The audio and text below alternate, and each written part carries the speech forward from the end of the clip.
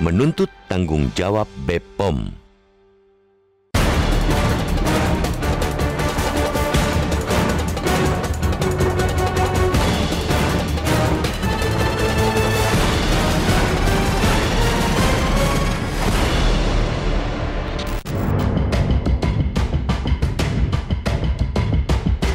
Tragedi demi tragedi menimpa negeri ini. Belum kelar perkara tragedi Kanjuruhan, Malang, Jawa Timur yang mengakibatkan 134 jiwa melayang, kini muncul tragedi gangguan ginjal akut progresif atypical atau atypical progressive acute kidney injury yang berkembang secara masif hingga 22 provinsi. Data Kementerian Kesehatan per 21 Oktober menunjukkan dari 241 kasus, sebanyak 133 anak meninggal dunia karena penyakit misterius itu. Rakyat kebingungan, kenapa penyakit gangguan ginjal akut muncul bak monster yang menyerang anak-anak? Sejumlah orang tua kehilangan buah hati mereka dalam relatif singkat sejak penyakit mendera. Duka mendalam yang tak berujung. Pemerintah pun terlihat gagap menghadapi serangan mendadak penyakit tersebut sejak mencuat kasus gangguan ginjal akut pada Januari 2022 hingga kini belum ditemukan penyebabnya. Artinya, sudah 10 bulan pemerintah belum menemukan pemicu munculnya gangguan ginjal akut. Sungguh, waktu yang sangat lama untuk mengidentifikasi secara pasti biang kerok penyebab merebaknya gangguan ginjal akut. Pemerintah masih bekerja berdasarkan dugaan-dugaan sehingga memperlambat penanganan dan pencegahan agar penyakit horor itu tidak meluas. Menteri Kesehatan Budi Gunadi Sadikin pada Jumat lalu menyatakan dugaan terbesar penyebab gangguan ginjal akut yang menyerang anak di bawah usia 5 tahun di Indonesia adalah adanya senyawa kimia yang mencemari obat-obatan sirup. Senyawa kimia yang dimaksud adalah etilen glikol, dietilen glikol, dan etilen glikol butylater.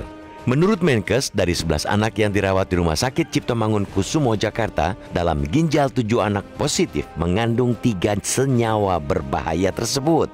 Ketiga zat kimia berbahaya itu memicu adanya asam oksalat dalam tubuh dan selanjutnya menjadi kristal-kristal kecil yang merusak ginjal. Menkes menegaskan sebanyak 102 obat sirup yang terkontaminasi senyawa kimia. Dari temuan tersebut, wajar saja bila telunjuk mengarah kepada Badan Pengawas Obat dan Makanan atau BPOM. Pasalnya, lembaga berada di bawah dan bertanggung jawab kepada Presiden melalui menteri yang menyelenggarakan urusan pemerintahan di bidang kesehatan berdasarkan Peraturan Presiden Nomor 80 Tahun 2017 bertugas mengawasi peredaran obat-obatan dan makanan di Indonesia, mulai dari penyusunan hingga pelaksanaan kebijakan nasional di bidang pengawasan obat dan makanan. BPOM berada di garis depan. Namun dengan meluasnya penyakit gangguan ginjal akut, publik pun bertanya, bagaimana peran BPOM dalam mengawasi proses hingga peredaran obat sirup yang mengandung zat kimia berbahaya? Sialnya, gayung tak bersambut. BPOM malah melempar soal keamanan serta mutu obat-obatan ke industri farmasi. Inspektur Utama BPOM Elin Herlina Jumat lalu mengatakan kewajiban industri farmasi dalam menjaga kualitas mutu obat-obatan ke industri farmasi sesuai dengan ketentuan yang berlaku. Hal senada disampaikan Kepala BPOM RI Penny K. Lukito kemarin bahwa pihaknya akan mengambil hikmah dari kasus merebaknya gangguan ginjal akut. Pihaknya, kata Penny, akan memperbaiki dan memperkuat pengawasan baik di pre-market maupun post-market dengan mengharuskan industri farmasi melakukan sendiri quality control. Seharusnya BPOM bekerja dari hulu sampai hilir untuk menjaga keamanan obat-obatan. BPOM jangan melempar kesalahan kepada industri farmasi. Langkah Polri membentuk tim untuk mengusut kasus gangguan ginjal akut, terutama masuknya bahan berbahaya kepada obat sirup yang dikonsumsi anak-anak. Pemerintah juga harus mengevaluasi kinerja BPOM RI. Tragedi gangguan ginjal akut jangan berlanjut. Saatnya tentukan siapa yang bertanggung jawab dan proses hukum pihak yang bersalah.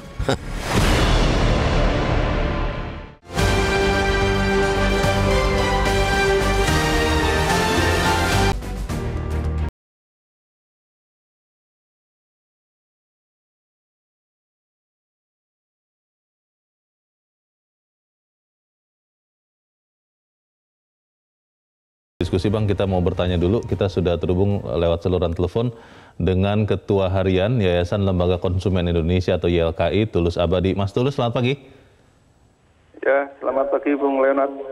Ya, Mas Tulus, di kasus gagal ginjal akut ini memang disebut-sebut bahwa penyebabnya diduga adalah sirup obat penurun panas ya yang tercemar etilen glikol dan dietilen glikol. Tapi katanya mungkin juga ada faktor lain. Pertanyaannya, ketika obat yang sudah mendapatkan izin edar dari Badan POM ini beredar, dan kalau kemudian terbukti nanti penyelidikan akhir bahwa penyebabnya adalah memang tercemar EG dan DEG itu, maka itu tanggung jawab untuk produk itu masih ada pada produsen obat atau sudah di Badan POM yang memberikan izin edar itu, Mas Tulus? Ya, pertama memang di dalam konteks kebijakan pembuatan obat itu Badan POM dan Kemenkes sudah ada standar yang disebut dengan CPOB, cara pembuatan obat yang baik. Okay. Nah, artinya apa? Produsen obat yang mengajukan formulasi tertentu terhadap satu merek obat, maka harus mengikuti CPOB yang telah ditetapkan.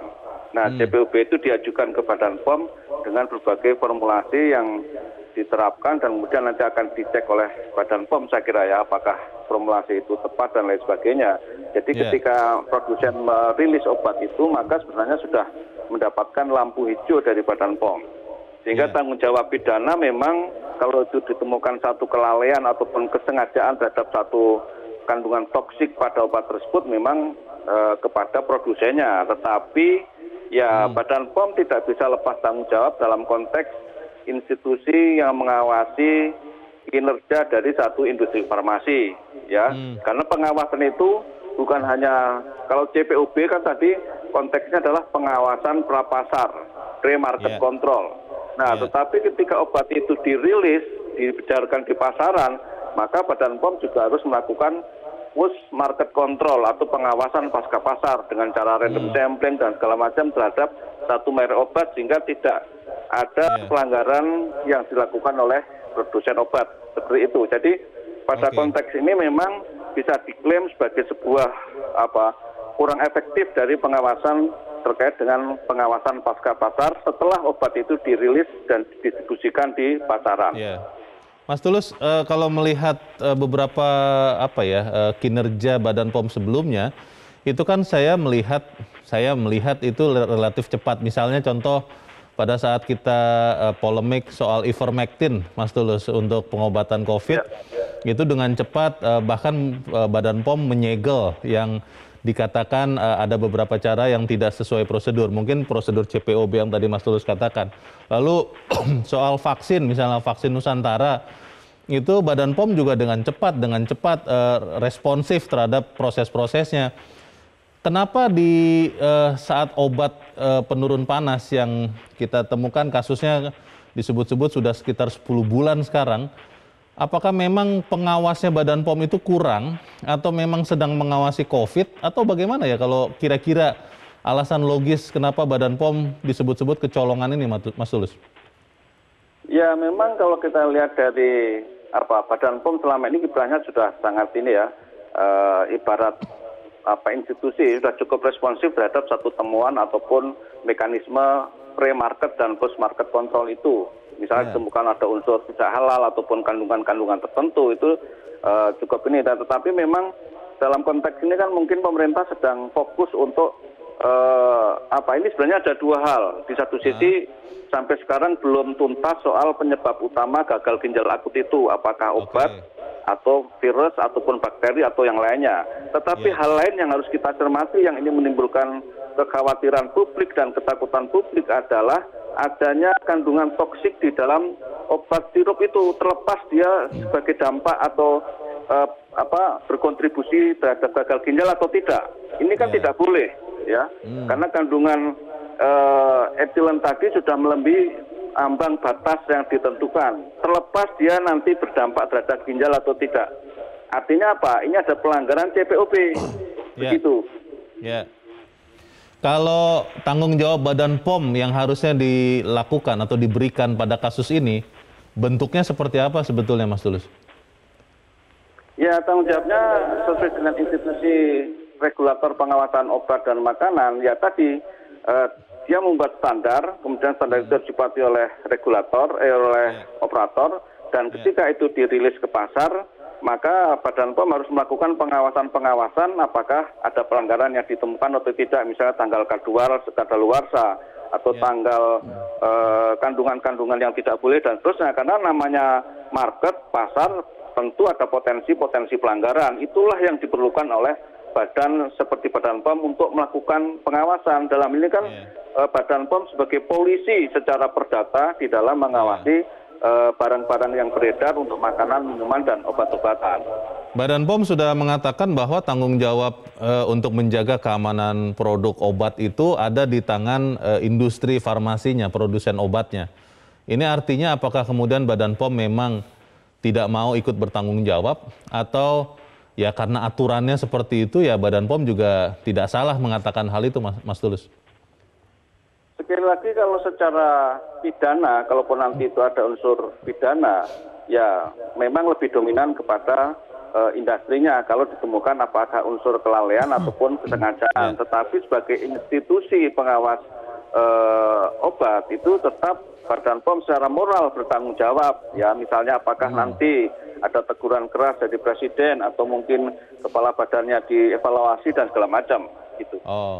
Jadi kalau aspek pidananya mungkin Badan POM tidak bisa dilibatkan dalam hal ini, tetapi sebagai badan pengawas obat dan makanan tentu dia bertanggung jawab. Nah, apakah dia melakukan post market control tadi atau tidak? Nah, itu nanti akan dibuktikan dalam proses penyelidikan, misalnya kalau diperlukan sampai ke sana. Terakhir singkat saja mungkin Mas Tulus, kalau melihat Badan POM sebetulnya cukup mampu tidak melakukan pengawasan bukan hanya obat tapi makanan juga di seluruh Indonesia? Apakah orangnya cukup, apakah uang anggarannya cukup, atau memang sangat kekurangan kalau pengalaman YLKI selama ini melihatnya? Ya sebenarnya di era Jokowi, di era pemerintahan Jokowi sejak 5 tahun pertama sampai sekarang, Badan POM itu sudah mendapatkan revitalisasi baik secara institusional dan ataupun anggaran. Karena saat ini Badan POM sudah mencakup sampai ke kabupaten-kabupaten kota, yang tadinya hanya di level provinsi atau perwakilan di kabupaten kota. Tapi di era Jokowi mereka cukup mendapatkan angin segar yang sangat baik, diberikan revitalisasi sampai ke kabupaten kota, kemudian anggarannya juga bertambah. Bahkan sekarang kan ada upaya di DPR dan juga pemerintah untuk mendorong undang-undang tentang pengawasan obat dan makanan. Nah, undang-undang inilah yang nanti akan memayungi kiprah Badan POM secara lebih baik. Baik, kita harap dari peristiwa ini siapapun yang harusnya bertanggung jawab dengan kesatria ya menyatakan tanggung jawabnya. Tapi nanti kita ikuti saja perkembangannya seperti apa. Ya, ini menjadi pembelajaran yang harus diambil oleh Badan POM saya kira. Baik, Mas Tulus Abadi, Ketua Harian YLKI, terima kasih sudah mencerahkan kami pagi ini. Selamat pagi Mas Tulus. Ya. Bang Gaudens, pertanyaannya adalah kalau memang tadi Badan POM mengatakan tanggung jawab utama ada di industri farmasi, berarti Badan POM tidak ada tanggung jawabnya lagi dong? Bagaimana Mas? Ya itu namanya melempar tanggung jawab ya. Melempar tanggung jawab. Melempar tanggung jawab. Tetapi apapun kita memberi apresiasi khususnya kepada Menko Pembangunan Manusia dan Kebudayaan Muhadjir Effendi yang pada 21 Oktober secara khusus menelpon Kapolri meminta polisi membentuk tim untuk mengusut dugaan pidana terkait dengan kasus ini. Dan itu polisi akan segera membentuk tim itu. Nah, pertanyaannya mengapa sampai Muhadjir menelpon Kapolri?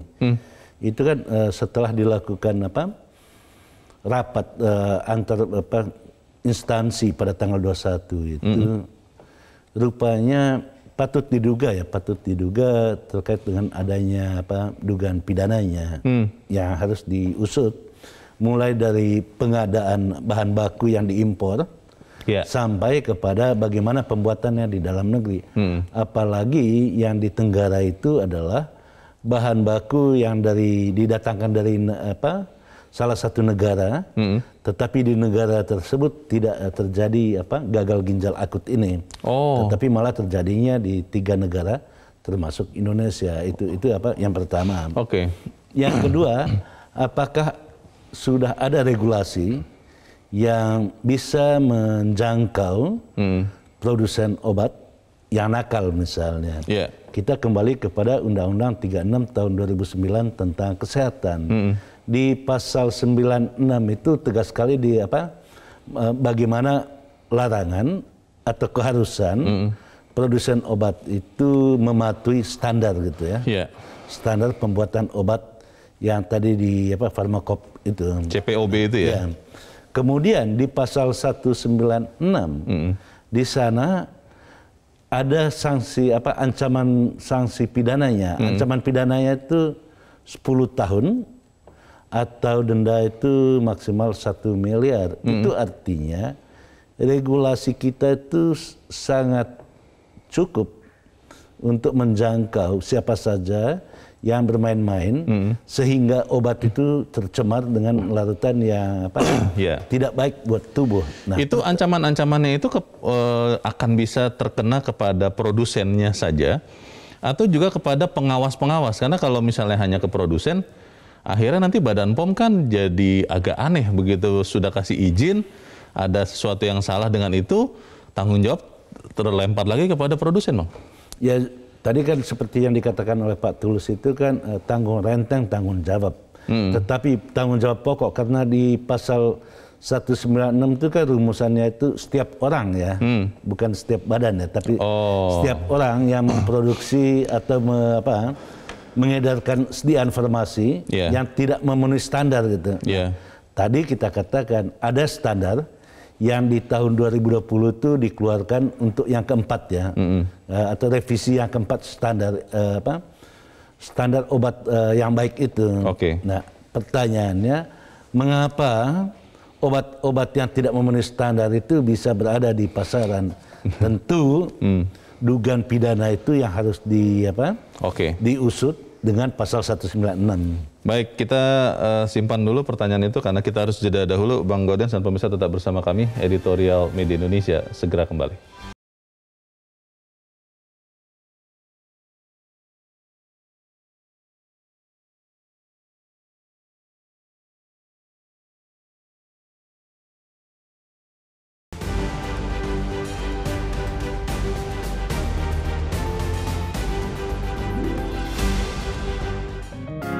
Media Indonesia mengajak Anda untuk mengakses fitur premium e-paper.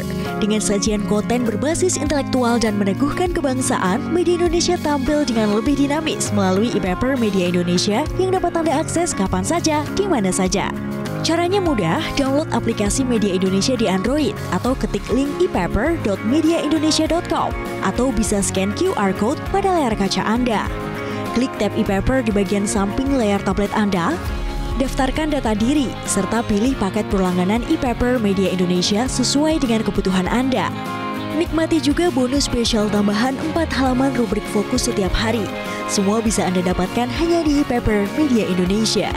Untuk informasi lebih lanjut, hubungi customer service di nomor 0811 1201 2018 atau kunjungi media sosial @Media Indonesia.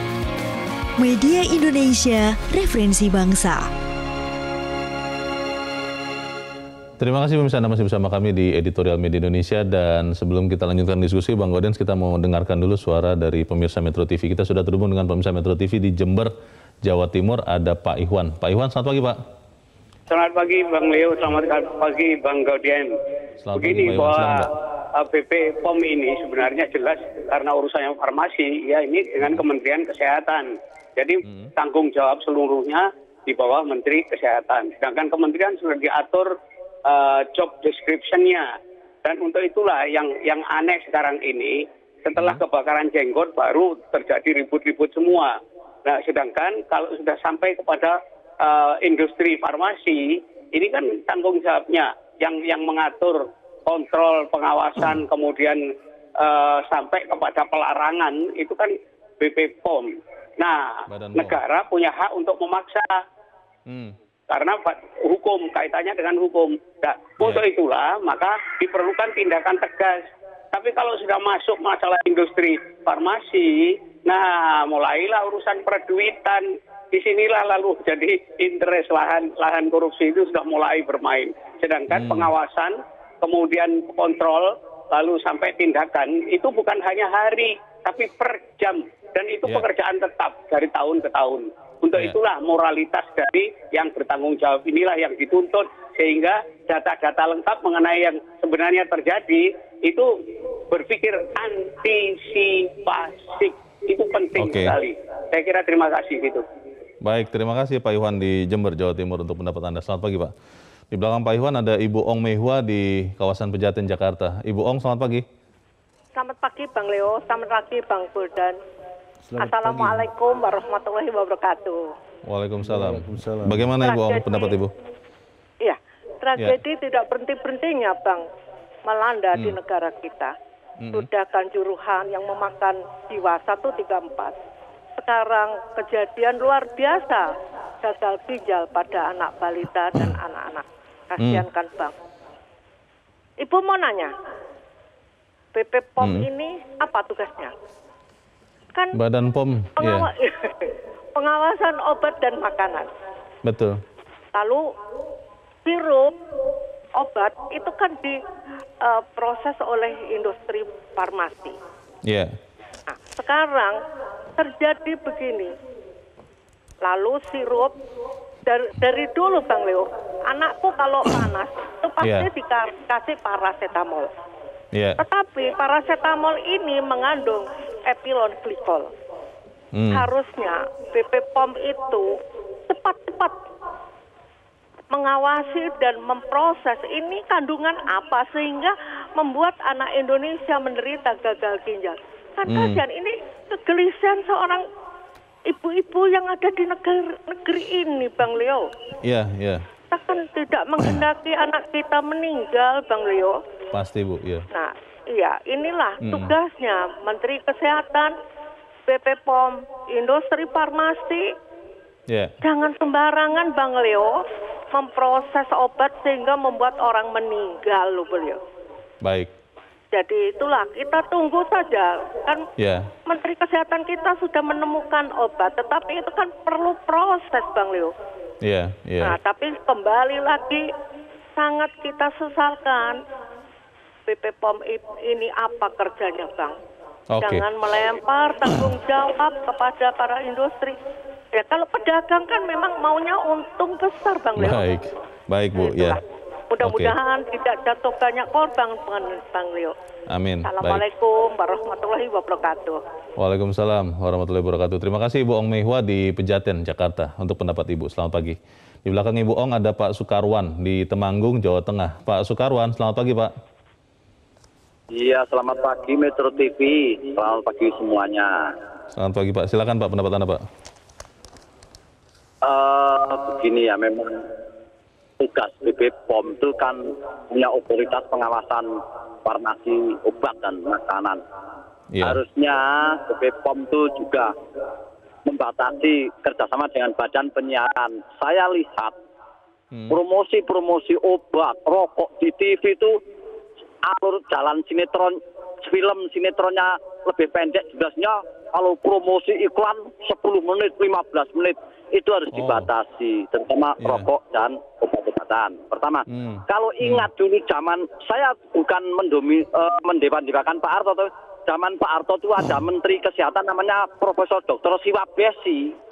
Itu sangat ketat loh pengawasan iklan-iklan di media TV, sangat iklannya ketat juga, pada zaman Pak Siwa Besi. Nah sekarang kalau sudah ada kejadian geger, jatuh korban anak kita. Anak-anak itu kan generasi harapan bangsa, sudah jatuh korban berapa nyawa yang meninggal hanya gara-gara karena gagal ginjal. Ini harusnya Badan POM dan di bawah naungan Menteri Kesehatan harus jeli lah. Jangan sampai terjadi, antisipasi penting. Seperti penelpon pertama itu antisipasi penting. Terutama saya soroti iklan-iklan di media TV. Dan kembalilah semua aparat ASN pegawai negeri itu ditatar P4 seperti zaman Pak Harto biar tahulah etika, tahu perbuatan-perbuatan mana yang tidak boleh itu. Walaupun apanya rajin, sregep itu kalau tidak ditata Pancasila P4 amburadul pokoknya. Baik. Baik, terima kasih Pak Sukarwan di Temanggung, Jawa Tengah untuk pendapat Anda Pak. Selamat pagi. Dari 3 penelpon, Bang Gaudens, mungkin ada yang harus diluruskan dulu ya. Badan POM ini strukturnya Itu sebenarnya apakah memang di bawah koordinasi atau di bawah perintah dari Kementerian Kesehatan atau di mana sebetulnya? Ya, Badan POM itu badan otonom ya, yang langsung berada di bawah Presiden. Langsung di bawah Presiden? Langsung di bawah Presiden. Ya. Kita berharap tentu Badan POM itu bisa melakukan kerjasama yang lebih bagus lagi dengan Kementerian Kesehatan, terutama di dalam pengawasan obat ya. Kita tahu bahwa di dalam Undang-Undang Kesehatan nomor 36 tahun 2009 itu kan kewenangan menentukan standar obat yang baik itu, cara membuat obat yang baik itu diputuskan oleh Menteri Kesehatan, yang juga melibatkan timnya itu, melibatkan juga Badan POM gitu. Itu yang pertama. Yang kedua, siapa yang mengawasi cara membuat obat yang baik? CPOB itu ya? Yang mengawasi selain kementerian di bidang administrasi, juga Badan POM, yang pada gilirannya badan inilah yang menentukan apakah obat itu layak edar atau tidak. Itu yang pertama. Kemudian setelah dia diedarkan, apakah masih berlaku atau tidak, atau yang kita kenal bagaimana Badan POM menemukan itu obat-obat yang daluarsa gitu. Itu memang kerjanya Badan POM. Tentu kita berharap di dalam kasus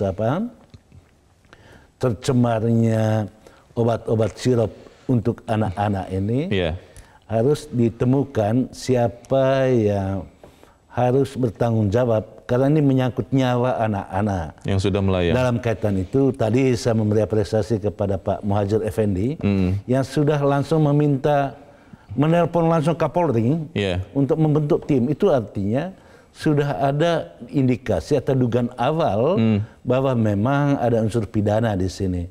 Mudah-mudahan tim kepolisian ya atau penyidik ya, tentu bagus juga kalau bekerjasama dengan penyidik pegawai negeri sipil, sehingga bisa ditemukan siapa yang harus bertanggung jawab gitu. Kalau di pengadaan obat ini kan ada beberapa hal yang harus diputuskan segera ya Bang.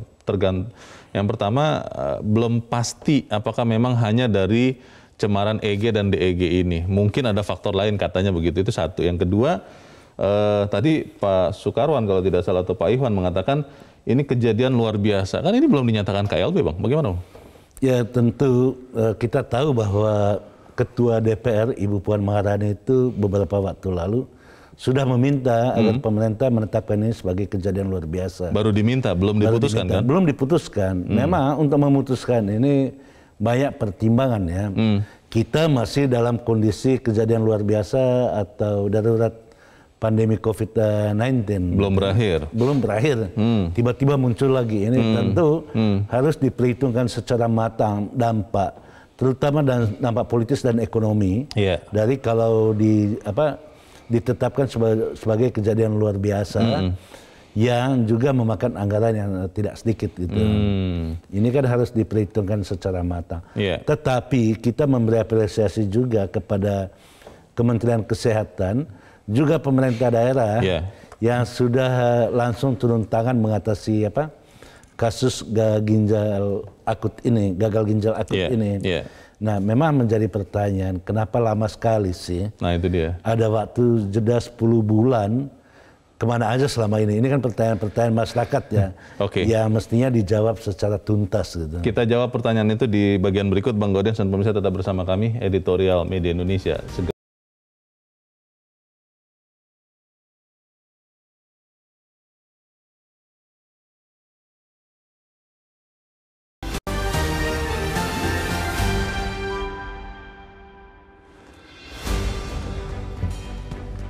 Terima kasih pemirsa Anda masih bersama kami dan kita di bagian akhir dari diskusi kita pagi ini. Bang Gaudens, tentunya kita bertanya kenapa sebegini lama penanganan kasus ini, lalu kita juga minta tanggung.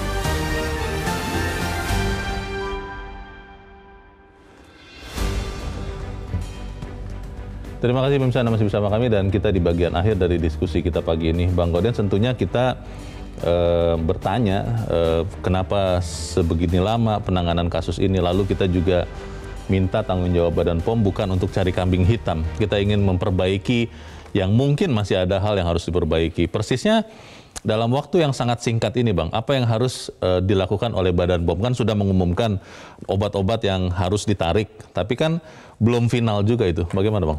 Ya tentu sederhananya itu Badan POM itu jangan kerja sembrono gitu kan. Harus hati-hati karena apa? Obat itu menyangkut nyawa manusia dan ini sudah terbukti. 133 anak yang tidak berdosa itu yang minum obat dari industri, bahkan dikasih resep oleh dokter, itu harus kehilangan nyawanya.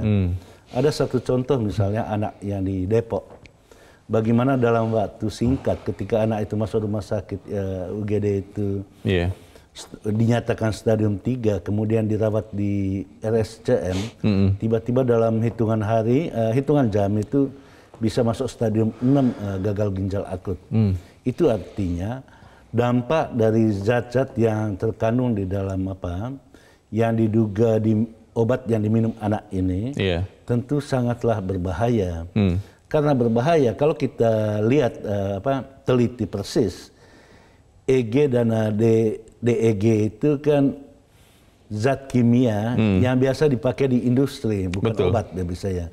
Karena itu menurut aturan yang berlaku di Indonesia itu tidak boleh dipakai untuk obat, walaupun oleh Badan POM itu diberikan toleransi 0,1 per kilogram berat tubuh gitu ya.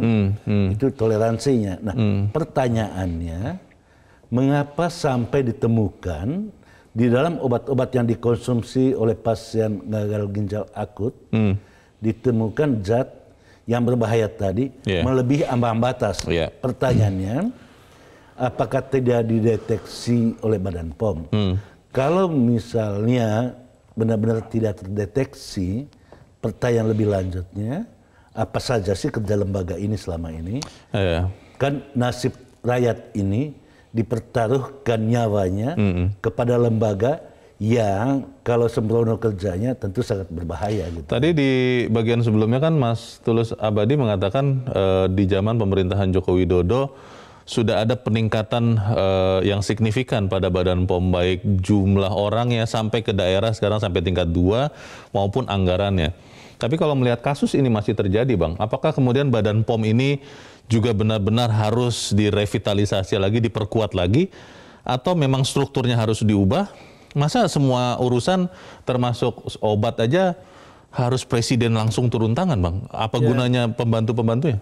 Ya kita harus jujur mengatakan jujur mengatakan bahwa Badan POM ini berkinerja baik kalau tidak ada kejadian luar biasa. Atau dengan kata lain baru ketahuan kinerjanya buruk kalau terjadi kasus luar biasa. Ya, contohnya seperti sekarang ini kan. Setelah terjadi kasus gagal ginjal akut baru ketahuan bahwa ada obat yang terkandung zat terkandung di dalam sirup, ada cemaran katanya. Ada cemaran. Tetapi kita juga tidak menutup mata bahwa selama ini Badan POM itu rajin sekali melakukan razia-razia kalau menjelang hari raya tapi untuk makanan itu ya. Untuk makanan, yang kadaluarsa itu efektif itu Bang.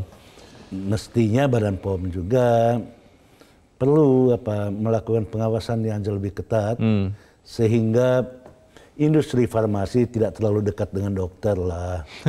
Kita tahu misalnya bagaimana relasi-relasi yang dibangun selama ini yang juga merugikan masyarakat ya.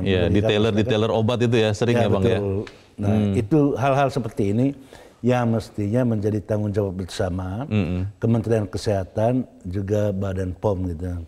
Dalam waktu singkat Bang, apa yang harus segera dilakukan Badan POM atau memang kemudian harus menunggu hasil dari investigasi tim kepolisian atau memang tidak usah menunggu itu, ini harus segera dituntaskan, dipastikan penyebabnya atau bagaimana Bang?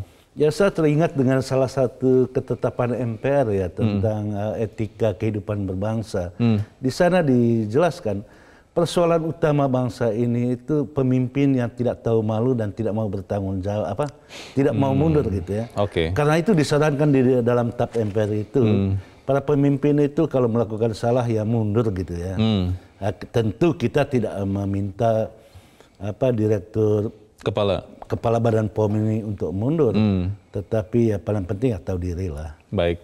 Kita harap Badan POM sebagai bagian yang mengawasi makanan dan obat, kesehatan untuk kita dan bahkan nyawa bisa bekerja lebih efektif lagi. Bang Gaudensius Suhardi, terima kasih Bang sudah di tempat ini. Selamat pagi. Ya, pagi Leo.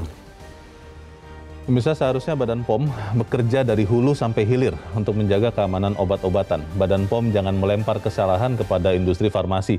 Langkah Polri yang membentuk tim untuk mengusut kasus gangguan gagal ginjal akut ini, terutama masuknya bahan berbahaya kepada obat sirup yang dikonsumsi anak-anak, juga harus kita awasi. Pemerintah juga harus mengevaluasi kinerja Badan POM. Tragedi gangguan gagal ginjal akut ini jangan berlanjut.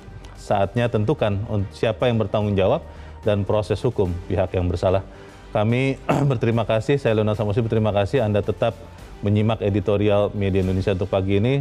Pakailah terus protokol kesehatan untuk menjaga kesehatan Anda. Terima kasih, selamat pagi, sampai jumpa.